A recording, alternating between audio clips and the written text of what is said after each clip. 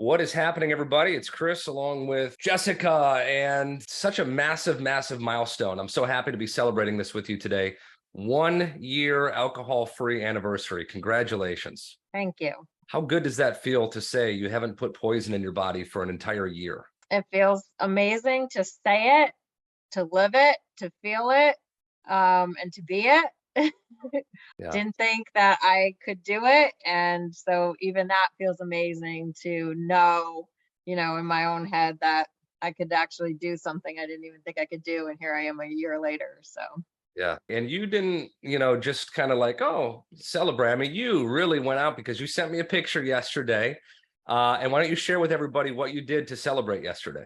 yeah, so in New Hampshire, it's a thing.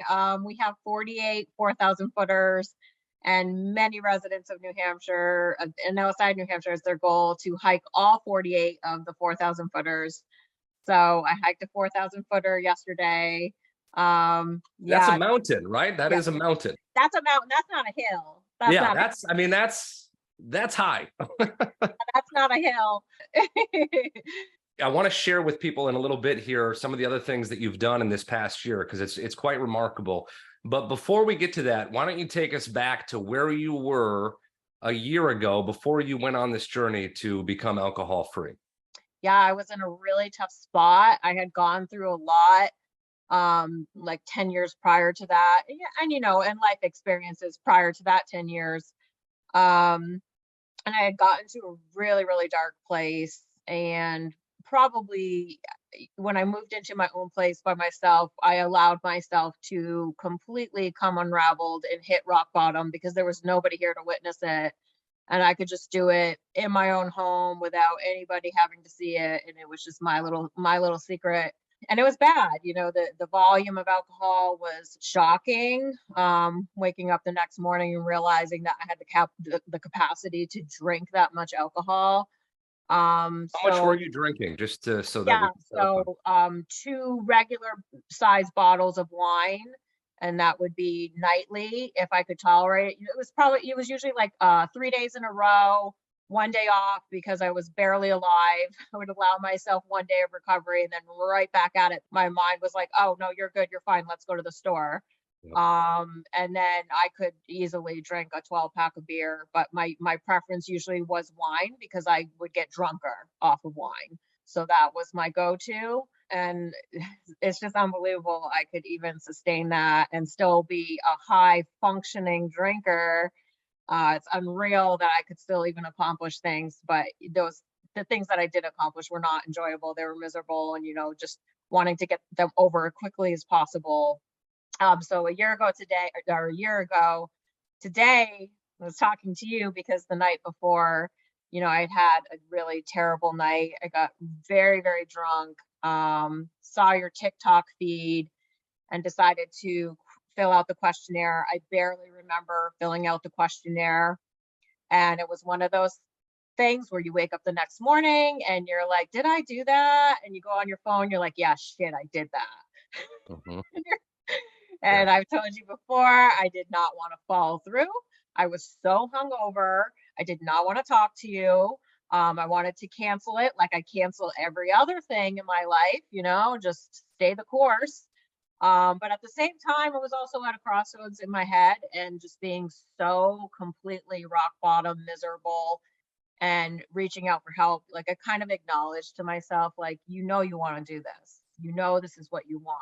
And so I had a conversation with you in bed, hungover. So, Yep. And are you glad that you took that call? yeah, yeah. I'm glad that's one of the things that I didn't cancel on because if I had canceled it, I probably, I'm one of those people where if I cancel it, I say, no, I canceled it. I'm not going to go back and do it again. I'm not going to play games. And I probably wouldn't have revisited it.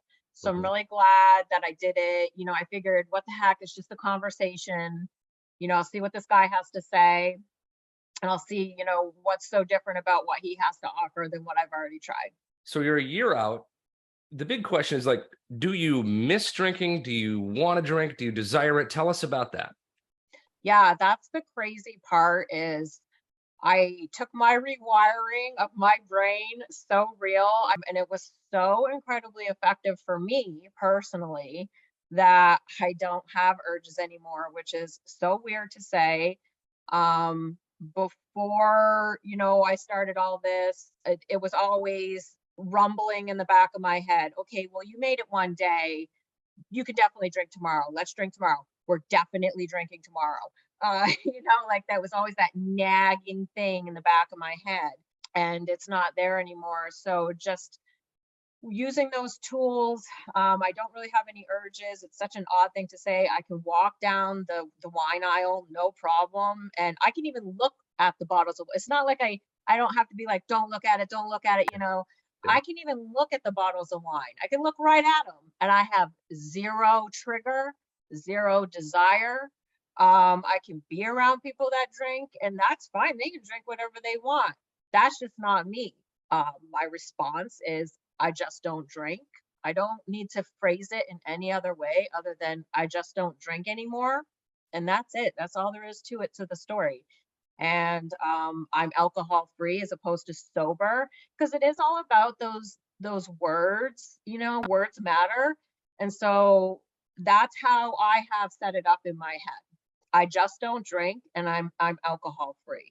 Yeah, absolutely. You forever have changed your life. And Exactly. it's not a band-aid fix. It's not like a, hey, let's do a 21-day challenge and a reset. And so that doesn't work No. because if you don't address the root cause, if you don't figure out what's going on and you don't have the proper mindset shifts and all this kind of stuff that we help people with and like take the desire away, it's so easy when a bad day happens to go, F it, I'm going to go back. You haven't done it that way, which that makes all the difference. Yeah, I almost feel a little not disgusted by it, but I feel turned off by it, you know? Yeah. Just Yeah. like, oh no, no, Where I'm it just good. doesn't hit your radar, it's not Right. Yeah. it's not in your life, it's very insignificant, you know what I mean? And that Yeah. is the whole goal, and that's why I'm glad that we're having this conversation because I think a lot of people think if I'm gonna quit drinking, then I'm gonna still want it, and if I can't be around it, and if I am, I'm gonna, like, wish I could have it and smell it and go, "Oh, man, that stuck sucks. I wish I could have that, but I can't." And that is not a way I want anybody to live. That's why I'm glad that you're explaining this. Like, that's not your life. And so let's talk about your life because not only are you climbing 4,000-foot mountains, no big deal. Tell us what else has gone on in the last year. I wanted to redo my bathroom.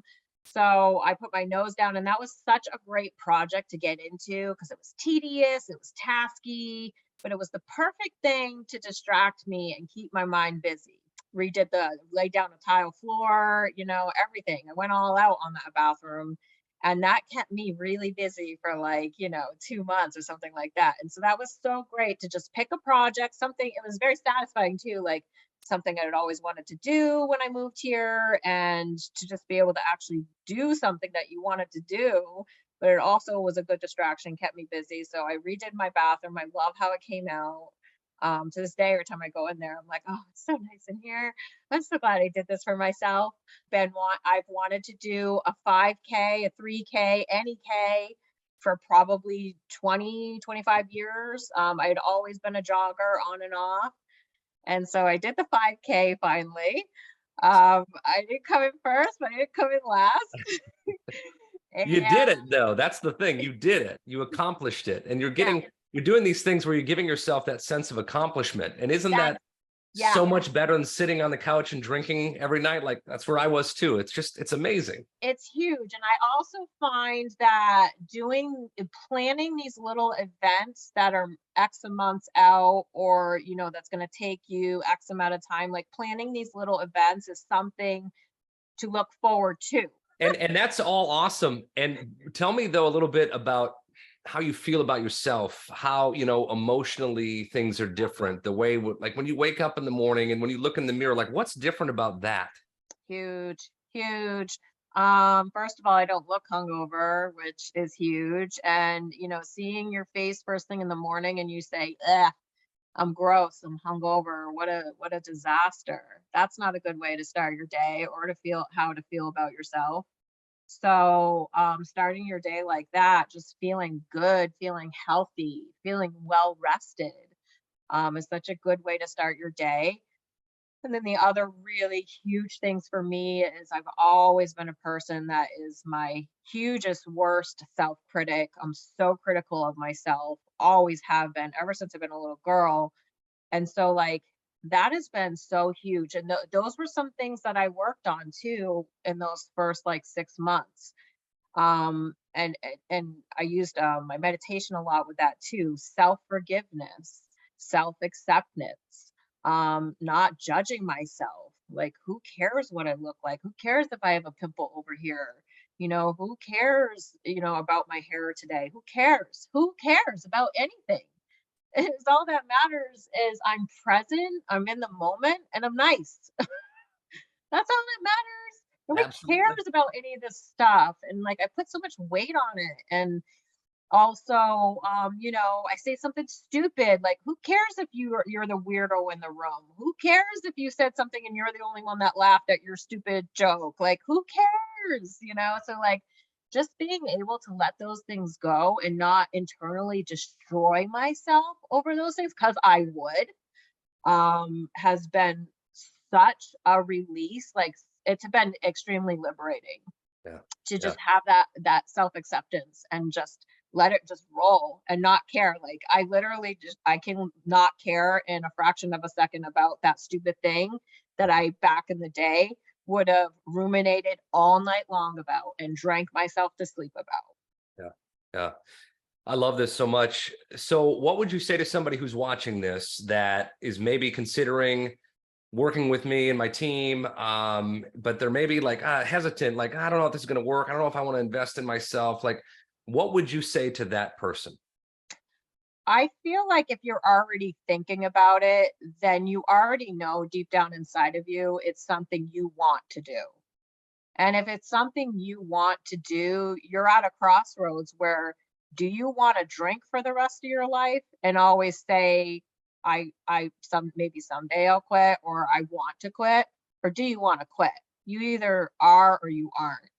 And you're at those crossroads if you're already thinking about it.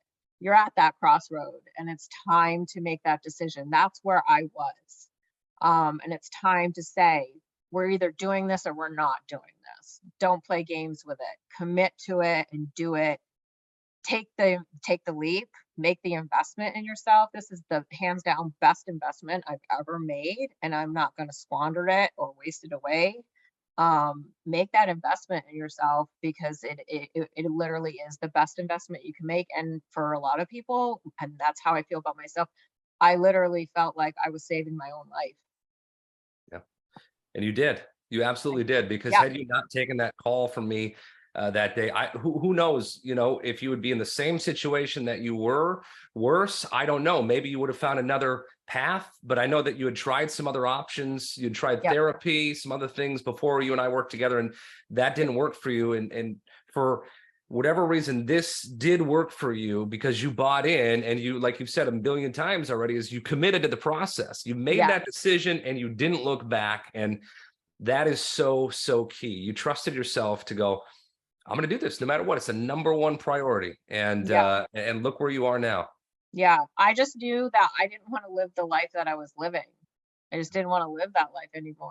I was so done with it and so ready to move on. I Yeah. just needed somebody to show me how to do it.